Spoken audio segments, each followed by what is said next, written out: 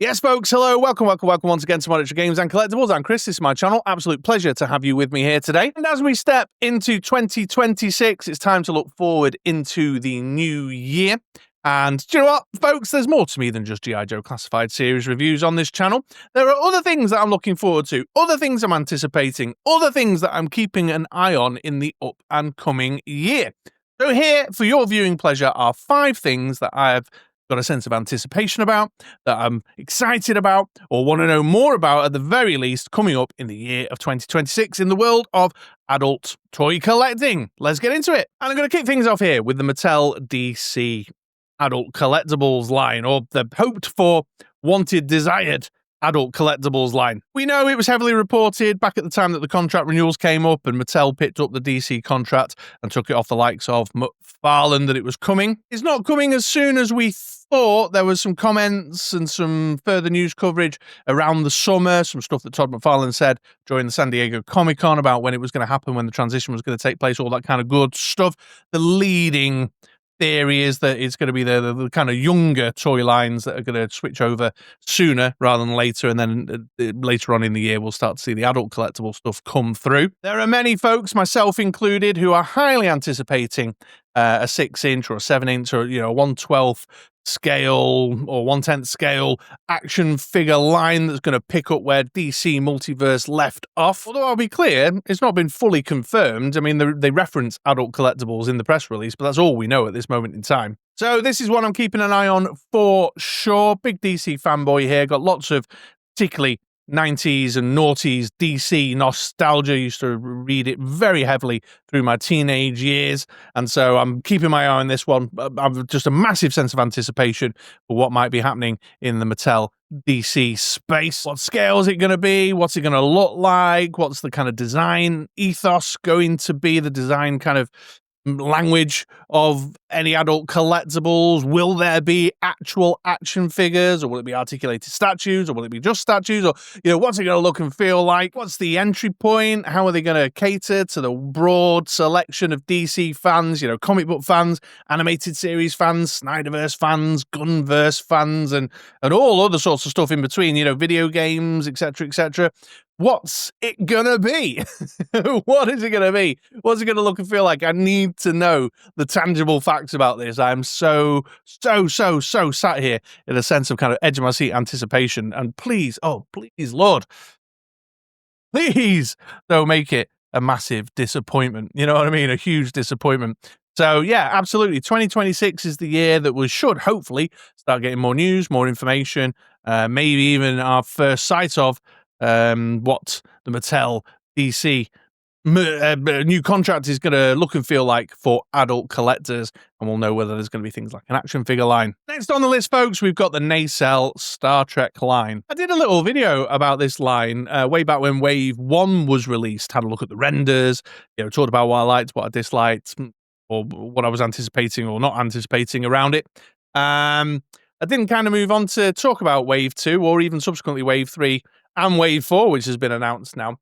Mostly because, like with Fresh Monkey Fiction, just announcing so much stuff without anything, you know, not even got anything in hand yet, and we're already talking about Wave 3, Wave 4, special double pack releases for the 60th anniversary and all this kind of stuff. So it's all 60th? Would that be right? Have I got the year right?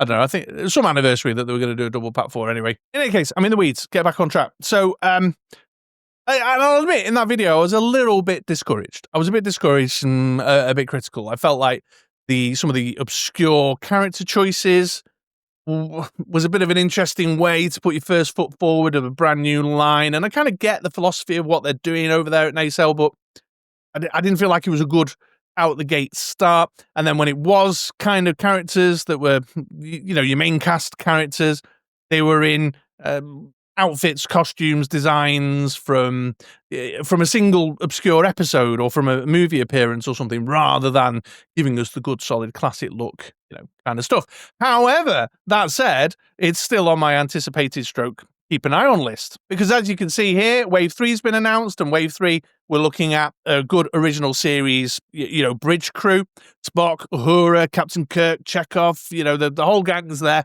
They've got them all, Scotty, got them all lined up and ready to go for Wave 3, which is obviously going to be great for the original series fans, and more of a foundation to make it a profitable, sustainable action figure line that will have a future, because they'll be bringing in the books on a TOS bridge crew. But then Wave 4's been announced, and there's some more kind of main casty kind of folks and less obscure characters knocking around there, like with the Benjamin Sisko. So I'm keeping a close eye on it. These won't come to fruition in terms of in-hand plastic in 2026, but more announcements, more news, and obviously getting my hands on some Wave 1 stuff to make a judgment call as to whether it's a line I'm interested in. Because I am a Star Trek fan. Although just to kind of put it in context, on Wave 1, I've only pre-ordered Weyoun from Deep Space Nine because I'm a big DS9 fanboy, and also because limited stock and limited availability here in the UK. But I thought I'll get one, and I'll get a Deep Space Nine guy, and there's Nog in Wave 2, so I can kind of theme it off on Deep Space Nine. I'm actually not much of an original series guy, so I'm eagerly awaiting a look at the Ben Sisko and further stuff. I'd love a TNG bridge crew, more A-list DS9 characters, and more of those kind of ancillary characters that appeared across a number of the series, like, Klingons, like Gowron. So it's still there on my anticipated list. It's still there on my keep an eye on list for 2026, and we'll see how it goes, and keep your eye out for the review of Weyoun sometime soon. Next up, we've got the Fresh Monkey Fiction Big Bad Workshop Order of the Crimson Moon, which is like an Operation Monster Force parallel line. I've talked about this a lot. I've been eagerly anticipating this, like, for the whole fucking 18 months or 2 years already it's been since I made my pre-order on these figures. Nacelle and Fresh Monkey Fiction here giving Mezco a run for their money in regards to timelines from render to pre-order to actual plastic in hand. No, who am I kidding? No one's going to catch up with Mezco on that. But yeah, I've been eagerly anticipating this. Obviously, the nostalgia factor with the homage figures, the inspired by figures, calling back to the old Battle Action Force, Red Shadows stuff that was a key formative part of my childhood. They've on their podcast that they do on their own channel, they've been mentioning, here they've been showing off production photos from what they call it the production vault, or from the desk, from Bob's desk, and he shows where things are up to. And while they are wildly delayed and have missed their original shipping date 10 times over at this point, they've been rescheduled. They are coming along. They're talking about improvements to the articulation that they've been looking to make to improve the line when it finally drops. But it looks like things are moving forward. They've given, unpainted examples of the figures. They are showing off packaging, and they're saying 2026 is good. They're going to come in 2026. And we'll see if they're worth the wait, of course, but I've enjoyed the Operation Monster Force wave that came this year. So I'm really, really, really looking forward to these guys. My only gripe, which is a gripe I've said many times, and I'm going to repeat it once again. Why the fuck did they put that fucking helmet, the Baron's helmet, on the weird zombie werewolf figure, so that, if you want to make your Baron, you've got to buy that weird fucking... Well, I know why. A, because they're playing the licensing game, and B, it makes them more money. But it's annoying. Fresh Monkey Fiction, never mind your flocked hair packs or whatever. Just do as that helmet, that single helmet. I'll give you $3 for that. Send it out to me. All right, folks, next on the list, Space Zombies from Mars. Now, this was a Kickstarter that went live earlier in 2025. Or was it even 2024 again? God, I've got no sense of time now in my old age. Work and fathering kids makes you completely lose all sense of the months, but yeah, I'm pretty sure it was this year. It did not succeed. It did not meet its threshold, which was a disappointment for me because I thought it looked like a very interesting proposition. Had lots of character, had lots of personality. I thought it was taking things in a little bit of a different direction, but if you did want to integrate them into your other 1/12 scale lines, you could, because they're kind of core astronaut-y type people. The villain dude at the front there in the red suit, like a zombie master type dude, could fit in with your Operation Monster Force. It was all kind of adding up for me. I felt like it was a good fit for the type of collector I was and some stuff that I wanted to do. Plus, I like to support independence as and when I can. However, on his channel, Adam, is that his name? From his channel's called Highly Articulated. He does live streams. I dip in and out of them when he's live, when time zones means I'm up and about when he's live. Keeps saying that him and the Pelletier brothers are still, they're working on it. They're planning on making a comeback. They're going to have another go at it. And that pleases me. And so in terms of my anticipation list, in terms of my things to keep an eye out for, I'm hoping that we're able to see Space Zombies from Mars get a second bite of the apple there, and hopefully hit its funding goals or set itself up for some way to reach success. And if it does, I'll be very excited, because that orange astronaut there, he's got herself like a little ukulele and stuff. Yeah, just got loads of personality, and I just thought it was great. I like Arlen Pelletier's sculpting work. I think he's an excellent action figure sculptor. So there was a lot attracting me to this, and I was really eager for it to succeed. It didn't, but I'm so super happy that they have chosen to stick at it, carry on, go back to the drawing board, figure out their marketing strategy, find some ways and means of making it a little bit more successful. And so I'll be keeping an eye out through 2026 for more news and information on that front. And finally, my fifth item on the keep an eye out on anticipated, excited list for 2026 is the Valverse The Black. I don't talk about the Valverse Action Force line a great deal on this channel. I mean, availability is an issue here over in the UK, and the shipping costs to ship from Big Bad Toy Store or to buy directly from Valverse is almost prohibitive when it comes to buying Action Force. I know some people who do, but it gets silly.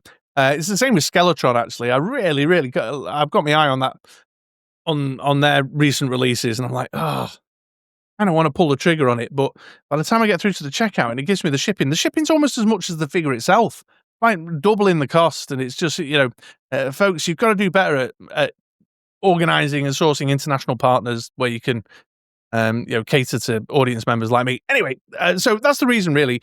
Well, among others, but that's one of the core reasons why Valverse doesn't come up a lot on this channel. And it's only really when I see a figure crop up on Amazon here in the UK, or a few do sputter through at a reasonable cost on eBay from like a guy in France that I've bought Action Force from before, then I'll pick them up. However, that aside, because, this is an international channel, and I know I've got a lot of viewers in the US and Canada, the black stuff looks like it's got a lot of personality and a kind of really interesting kind of theme, really interesting vibe that has caught my eye and has intrigued me. Like, this guy is the sort of Blackbeard, the evil captain, like with his pistols mounted in his jacket, but rather than the old flintlock pistols, it's like 45s, and the soft goods capes looking really sweet, looks really good. I think the Desert Scorpion could have done with something a bit more like that, better cut on it, better stitch on it. They've been showing off production samples and things on their Facebook page and on their Instagram, like applying washes and how they're giving it more depth and more character. And so I just feel like it's turned my head a lot more than the kind of core Action Force line has. I think Action Force, as well, I can't let go of the fact that, Action Force was a British brand. It was the British Action Force, and it doesn't plug into the nostalgia factor. There's just the same way as G.I. Joe does, or, the aforementioned Fresh Monkey Fiction, where this kind of, I can pass through that, sort of. I don't know. But nonetheless, it's caught my eye. Now, I went looking. There's not been a great deal of promo photos. I saw some convention coverage at one of the cons knocking around, and there were some folks who snapped some shots at the display stand on the Valverse display stand, which is where I saw it. There's not a lot of further information than just this image I could find on Valverse's own social media. But it's looking good. It's looking interesting. Definitely got my eyes on it. If only just to get this Blackbeard. But this might be a kind of little subline, a little breakaway that's going to drive me to increase a little bit more of the Valverse in my collection. And there we go then, folks. There's a little rundown of some things in the little world of Chris here at MoDXtra Games and Collectibles Towers that's caught my eye, and I'm keeping my eye out for in 2026. I mean, it's by no means an exhaustive or expansive list of all the many and varied things that go on in the world of adult action figure collecting. And certainly, there's other things in the world of comic books and trading cards and board games and stuff that I've got my eye on. But in terms of adult collectibles, that's the stuff. So let me know in the comments down below, what have you got your eye on? What's got you excited? What are you looking for turn up in 2026? Yeah, that's it. I'm done. You interested in the same stuff as me? Let me know. But in the meantime, have yourselves a great day. Have yourselves a great week. And come back around again. Swing by for another video sometime soon. All right, folks? Take it easy.